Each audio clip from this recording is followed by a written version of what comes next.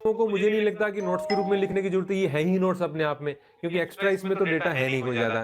तो इन्होंने इसी में यदि इनको कुछ छोड़ना है या कुछ ज्यादा इंपॉर्टेंट इनको लग रहा है तो इसके लिए इन्होंने हाइलाइटर्स के यूज किए और उसके हिसाब से अलग अलग कलर के हिसाब से इन्होंने ये तय कर लिया कि ये ज्यादा इंपॉर्टेंट है मेरे लिए, ये थोड़ा कम इंपॉर्टेंट है, और उसके लिए उन्होंने अलग कलर कॉम्बिनेशन के हिसाब से हाइलाइटर का यूज किया।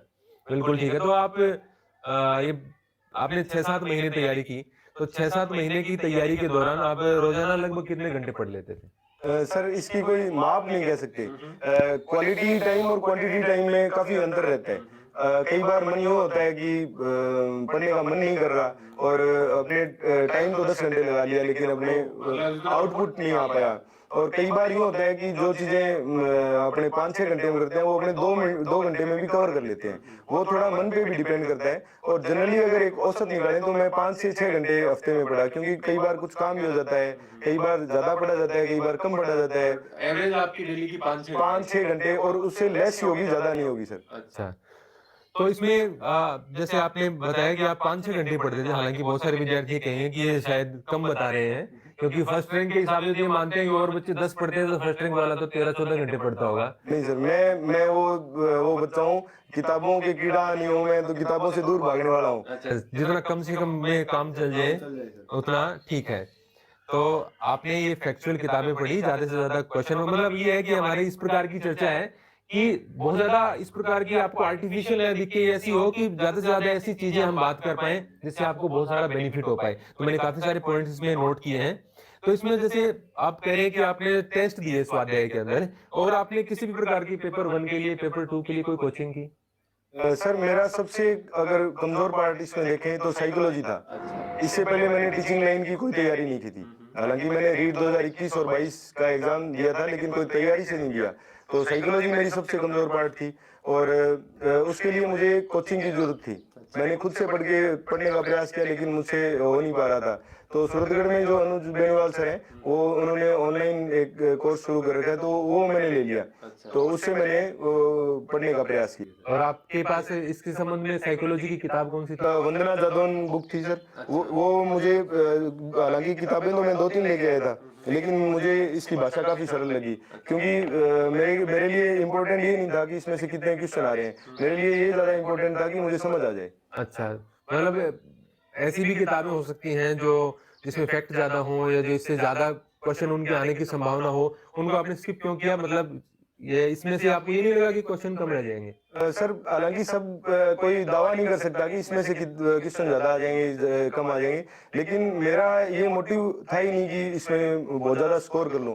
मैं पहले 60-70% के करीब जाना चाहता था, तो उसके लिए कम समय में कोई चीज मुझे करवा दे, मुझे वो पुस्तक की जरूरत थी। मतलब ये आपका एक वीक पार्ट था, तो आप चाह रहे थे कि भाई बहुत ज्यादा ना हो तो एक एवरेज स्कोर में इसके अंदर कर लूं, और थोड़ी समझ आधारित किताब हो, फैक्चुअल किताब ज्यादा नहीं हो। तो इसमें मेरी एक किस्मत भी अच्छी रही कि इसमें फैक्चुअल से ज्यादा समझ आधारित ज्यादा क्वेश्चन ज्यादा पूछ लिए। बिल्कुल, इस बार फैक्ट बहुत कम थे, समझ आधारित क्वेश्चन ही ज्यादा थे। तो आपने सिर्फ ये जो साइकोलॉजी है इसके लिए कुछ कोचिंग की है, और इसके अलावा आपने कोई ऑनलाइन वीडियो वगैरह का कोई सहारा नहीं लिया?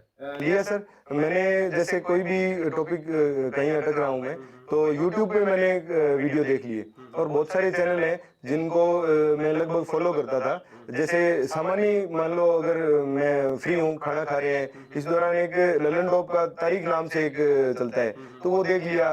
ये सिर्फ इंटरेस्ट के लिए, मतलब इंटरेस्ट को सेटिस्फाई करने के लिए सब करता था। और भी हैं जो थोड़ी समझ बना देते हैं, कुछ ऐसे चैनल्स हैं, एजुटेरिया है, बुक्स तवा है, माइटी मॉन्क है, इस तरह के चैनल है जो शॉर्ट में चीजें, हालांकि बहुत सारे हैं वो तो इस पर्पज से, पढ़ाई के पर्पज से बनाए नहीं हुए हैं, वो सिर्फ एक जनरल समझ के लिए कोई बनाए। भी नॉर्मल इंसान जो पढ़ाई की तैयारी भी नहीं कर रहा है कॉम्पिटिशन एग्जाम की, वो जो वीडियो हम देखते हैं सामान्य, उस प्रकार की वीडियो आपने देखने की कोशिश की ताकि आपकी एक बेसिक समझ वो बनी रहे, आपको थोड़ा सा इंटरेस्ट बना रहे सब्जेक्ट के अंदर, इस प्रकार से आपने पढ़ने का प्रयास किया। तो क्या आपका कोई इस प्रकार का कोई शेड्यूल था कि मेरे को सुबह ये पढ़ना है या मेरे को शाम को ये पढ़ना है, या इस प्रकार से आपने कोई टाइम टेबल बना रखा था अपना? सर इसमें ना जो स्वाध्याय का जो शेड्यूल था उसने मेरी काफ़ी हेल्प की। मैं बता रहा हूँ कि मैं एक एवरेज से थोड़ा स्टूडेंट था, लेकिन मेरी कमी ये थी कि मेरा एक अनुशासन नहीं था कि घर पे पढ़ना है, इतना पढ़ना है, इतना पढ़ना है। एक दिन पढ़ लिए, 2 दिन नहीं पढ़े, इस तरह से रहा। लेकिन इस शेड्यूल ने मुझे बांध के रखा सर। और इस शेड्यूल में मेरे को ज़्यादा मॉडिफिकेशन नहीं करने पड़े। हालांकि जैसे फर्स्ट पेपर में बहुत सारे सब्जेक्ट हैं, उनको बांट लिया कि मैनेजमेंट है वो 1.5 घंटे में पूरी करनी है, पोल साइंस है उसको आधे घंटे में, 1 घंटे में, इस तरह से उसको पूरे दिन में डिवाइड कर लेते थे। वैसे मुझे सोचने की जरूरत नहीं पड़ी, क्योंकि इन जो शेड्यूल बनाया हुआ था सर ने, वो जैसे तीन महीने में अपने को बताया कि कहाँ से अपने कहाँ पहुंच सकते हैं। ये इसका मुझे बेनिफिट रहा। मतलब आपको जब कहीं से भी आपको टेस्ट देने हो तो आपको एक बाउंडेशन हो जाती है कि ये अपना 1 दिन बाद में टेस्ट है या 2 दिन बाद में टेस्ट है या डेली टेस्ट है, तो उस हिसाब से हमें वो उतने समय वो चीज तैयार करनी ही है। तो उसके हिसाब से आप मतलब आप एक ट्रैक पे रहते हैं। ऐसा नहीं चल सकता कि आपने 4 दिन आप कहीं चले गए आपने टेस्ट, तो आप वो पिछड़ जाएंगे। मतलब एक रेगुलरिटी बनाने के लिए आप मानते हैं कि टेस्ट है वो इम्पोर्टेंट रोल अदा करते हैं। तो आपका ऑन मतलब क्वेश्चन पे, टेस्ट पे, इस पे आपके ज्यादा फोकस रहा है। लेकिन 6-7 महीने का टाइम वैसे कहा जाए तो तैयारी के दौरान कम होता है, लेकिन फिर भी 6-7 महीने की इतने दिन है उसके अंदर, तो कुछ भी हमारे परिवार में, हमारे दिमाग के अंदर मतलब बहुत सारी चीजें ऐसी हो सकती हैं कि हम तैयारी के दौरान ये लगे कि मेरा पता नहीं सिलेक्शन होगा कि नहीं होगा, या मैं जो पढ़ रहा हूँ वो ठीक पढ़ रहा हूँ कि नहीं पढ़ रहा हूँ, या दूसरे बच्चे जो हो सकता है कोई बड़ी किताबें पढ़ रहे हों या कोई कोचिंग कर रहा होगा कोई दूसरी जगह, तो मैं कहीं पीछे न रह जाऊँ। इस प्रकार के कोई आपके साथ हुआ? बिल्कुल सर, मैं एक सामान्य जो हर कैंडिडेट के साथ होता है वैसा मेरे साथ भी हुआ, और काफ़ी बार हुआ।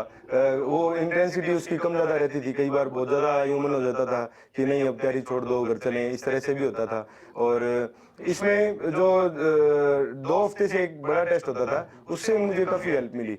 जब टेस्ट होता, अच्छी रैंक आती, तो यूँ मन यूँ करता कि ठीक है अपने अच्छा चल रहे हैं, और यूँ लगता कि अपने हो जाएगा, फाइनल सिलेक्शन तो हो जाएगा, यूँ लगता।